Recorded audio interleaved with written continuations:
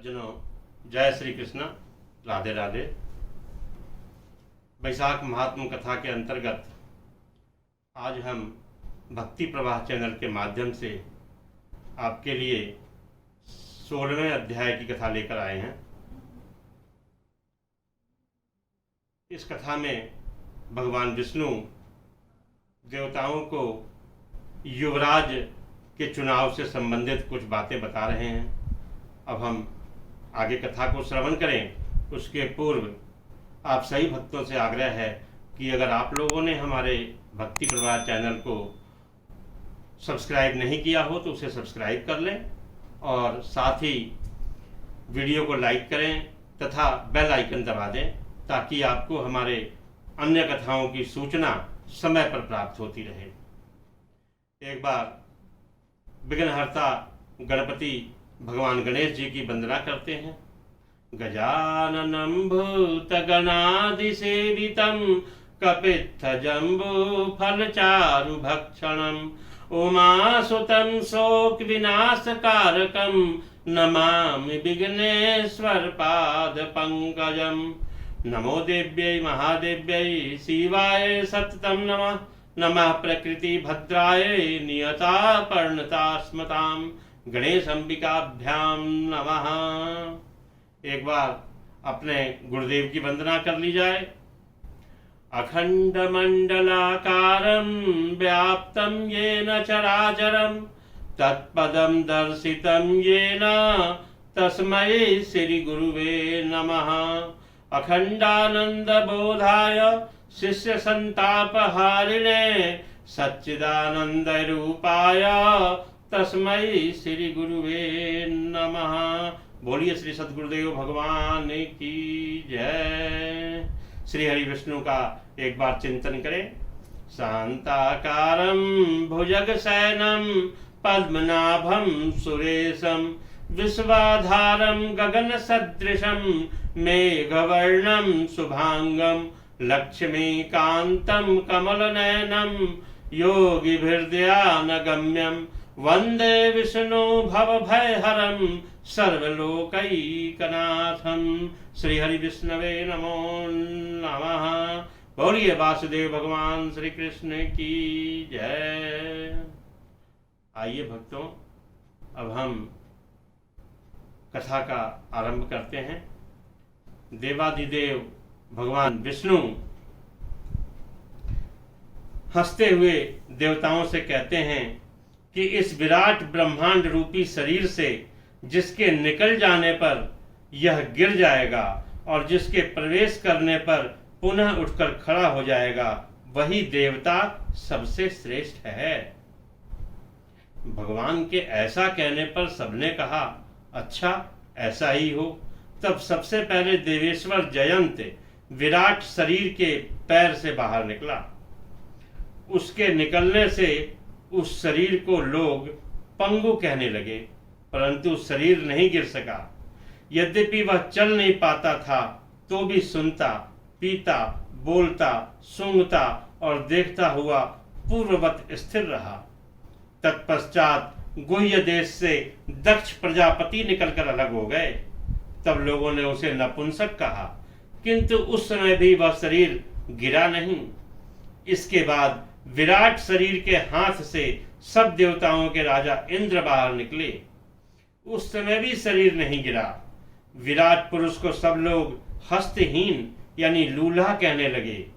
इस प्रकार नेत्रों से सूर्य निकले।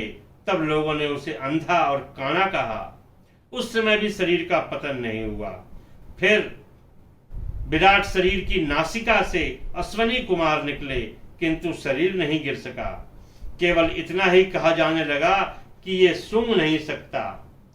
कान से अधिष्ठात्र देवियां दिशाएं निकली। उस समय लोग उसे बधिर कहने लगे, परंतु उसकी मृत्यु नहीं हुई।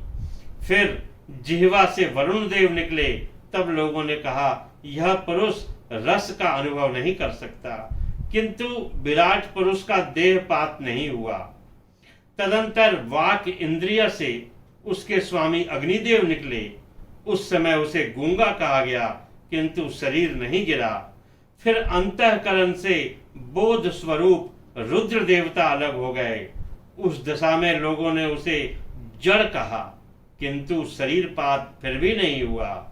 सबके अंत में उस शरीर से प्राण निकला। प्राण निकलते ही सब लोगों ने उसे मरा हुआ बताया। इससे देवताओं के मन में बड़ा विस्मय हुआ। वे बोले, हम लोगों में से जो भी इस शरीर में प्रवेश करके इसे उठा देगा, जीवित कर देगा, वही युवराज होगा। ऐसी प्रतिज्ञा करके सब क्रमशः उस शरीर में प्रवेश करने लगे। जयंत ने पैरों में प्रवेश किया, किंतु शरीर नहीं उठा। प्रजापति दक्ष ने गुह्य इंद्रियों में प्रवेश किया, फिर भी शरीर नहीं उठा। इंद्र ने हाथ में, सूर्य ने नेत्र में, दिशाओं ने कान में, वरुण देव ने जिह्वा में, अश्वनी कुमार ने नासिका में, अग्नि ने वाक इंद्रिय में, रुद्र ने अंतःकरण में प्रवेश किया, लेकिन वह शरीर उठा नहीं। सबसे अंत में प्राण ने प्रवेश किया, तब वह शरीर उठकर खड़ा हो गया। सब देवताओं ने प्राण को ही सब देवताओं में श्रेष्ठ मान लिया। बल, ज्ञान, धैर्य, वैराग्य और जीवन शक्ति में प्राण को ही सर्वाधिक मानकर देवताओं ने उसी को युवराज पद पर अभिषिक्त किया। इस उत्कृष्ट स्थिति के कारण प्राण को उक्त कहा गया है। अतः समस्त चराचर जगत प्राणात्मक है। जगदीश्वर प्राण अपने पूर्ण एवं बलशाली अंशों द्वारा सर्वत्र परिपूर्ण है। प्राणहीन जगत का अस्तित्व नहीं है। प्राणहीन कोई भी वस्तु वृद्धि को नहीं प्राप्त होती, अर्थात बढ़ती नहीं है। इस जगत में किसी भी प्राणहीन वस्तु की स्थिति नहीं है। इस कारण प्राण सब जीवों में श्रेष्ठ, सबका अंतरात्मा और सर्वाधिक बलशाली सिद्ध हुआ। इसलिए प्राण उपासक प्राण को ही सर्वश्रेष्ठ कहते हैं। प्राण सर्वदेवात्मक है, सब देवता प्राणमय हैं। वह भगवान वासुदेव का अनुगामी तथा सदा उन्हीं में स्थित है। मनीषी पुरुष अर्थात विद्वान लोग प्राण को महाविष्णु का बल बताते हैं। महाविष्णु के महात्म्य और लक्षण को इस प्रकार जानकर मनुष्य पूर्व बंधन का अनुसरण करने वाले अज्ञानमय लिंग को उसी प्रकार त्याग देता है जैसे सर्प पुरानी केचुल को त्यागता है। लिंग देह का त्याग करके वह परम पुरुष अनामय भगवान नारायण को प्राप्त होता है। संक मुनि की कही हुई यह बात सुनकर व्याध ने फिर पूछा, ब्राह्मण, यह प्राण जब इतना महान प्रभावशाली है और इस संपूर्ण जगत का गुरु और ईश्वर है, तब लोक में इसकी महिमा क्यों नहीं प्रसिद्ध हुई? संक कहते हैं कि हे व्याध, पहले की बात है, प्राण अश्वमेध यज्ञों द्वारा अनामय भगवान नारायण का यज्ञ करने के लिए गंगा के तट पर प्रसन्नता पूर्वक गया। अनेक मुनियों के साथ उसने फलों के द्वारा पृथ्वी का शोधन किया। उस समय वहां समाधि में स्थित हुए महात्मा कर्ण बांबी की मिट्टी में छुपे हुए बैठे थे। हल जोतने पर बांबी गिर जाने से वे बाहर निकल आए और क्रोध पूर्वक देखकर सामने खड़े हुए प्राण को शाप देते हुए बोले, देवेश्वर, आज से लेकर आपकी महिमा तीनों लोकों में, विशेषतः भूलोक में प्रसिद्ध नहीं होगी। हाँ, आपके अवतार तीनों लोकों में विख्यात होंगे। हे व्याध, तभी से संसार में महाप्रभु प्राण की महिमा प्रसिद्ध नहीं हुई। भूलोक में तो उनकी ख्याति विशेष रूप से नहीं हुई। व्याध ने पूछा, महामते, भगवान विष्णु के रचे हुए करोड़ों और हजारों सनातन जीव नाना मार्ग पर चलने और भिन्न भिन्न कर्म करने वाले क्यों दिखाई देते हैं? इन सब का एक सा स्वभाव क्यों नहीं है? ये विस्तार से बताएं। यह प्रश्न सुनकर मुनिवर संक कहते हैं कि हे व्याध, रजोगुण, तमोगुण और सत्व गुण के भेद से तीन प्रकार के जीव होते हैं। उनमें राजस स्वभाव वाले जीव राजस कर्म, तमोगुणी जीव तामस कर्म और सात्विक स्वभाव वाले जीव सात्विक कर्म करते हैं। कभी कभी संसार में इनके गुणों में विषमता भी होती है। उसी से वे ऊंच और नीच कर्म करते हुए फल के भागी होते हैं। कभी सुख, कभी दुख और कभी दोनों को ही ये मनुष्य गुणों की विषमता से प्राप्त करते हैं। प्रकृति में स्थित होने पर जीव इन तीनों गुणों से बंधते हैं। गुण और कर्मों के अनुसार उनके कर्मों का भिन्न भिन्न फल होता है। ये जीव फिर गुणों के अनुसार ही प्रकृति को प्राप्त होते हैं। प्रकृति में स्थित हुए प्राकृतिक प्राणी गुण और कर्म से व्याप्त होकर प्राकृतिक गति को प्राप्त करते हैं। तमोगुणी जीव तामसी वृत्ति से जीवन निर्वाह करते हैं और सदा दुख में डूबे रहते हैं। उनमें दया नहीं होती, वे क्रूर होते हैं और लोक में सदा द्वेष से ही उनका जीवन चलता है। राक्षस और पिशाच आदि तमोगुणी जीव हैं जो तामस गति को प्राप्त होते हैं। राजसी लोगों की बुद्धि मिश्रित होती है। वे पुण्य और पाप दोनों करते हैं।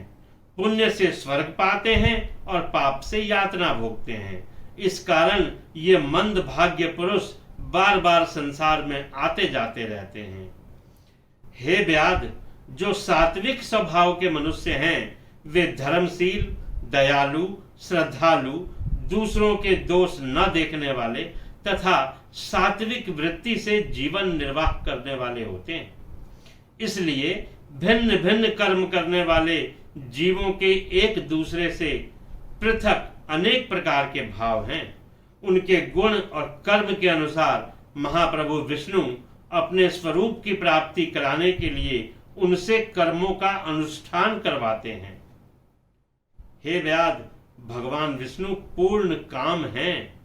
उनमें विषमता और निर्दयता आदि दोष नहीं है। वे स्वभाव से ही सृष्टि, पालन और संहार करते हैं। सब जीव अपने गुण से ही कर्म फल के भागी होते हैं। जैसे माली बगीचे में लगे हुए सब वृक्षों को समान रूप से जल देता है और एक ही कुआं के जल से सभी वृक्ष पलते भी हैं, फिर भी वे अलग अलग स्वभाव को प्राप्त होते हैं। बगीचा लगाने वाले में किसी प्रकार विषमता और निर्दयता का दोष नहीं होता। इस प्रकार ये कथा कह करके शंख मुनि वहीं चुप हो गए। और हे सज्जनों, ये कथा का अध्याय यहीं समाप्त होता है। अब अगले अध्याय में फिर से भगवान विष्णु के चरित्र के बारे में शंख मुनि समझाएंगे। तब तक के लिए हम लोग भगवान का नाम कीर्तन करते रहें, उनके नाम का जप करते रहें। आइए, अच्युतम केशवम कृष्ण दामोदरम राम नारायणम जानकी वल्लभम। अच्युतम केशवम कृष्ण दामोदरम राम नारायणम जानकी वल्लभम। अच्युतम केशवम कृष्ण दामोदरम राम नारायणम जानकी वल्लभम। सज्जनों, कल तक के लिए राधे राधे। जय श्री कृष्ण।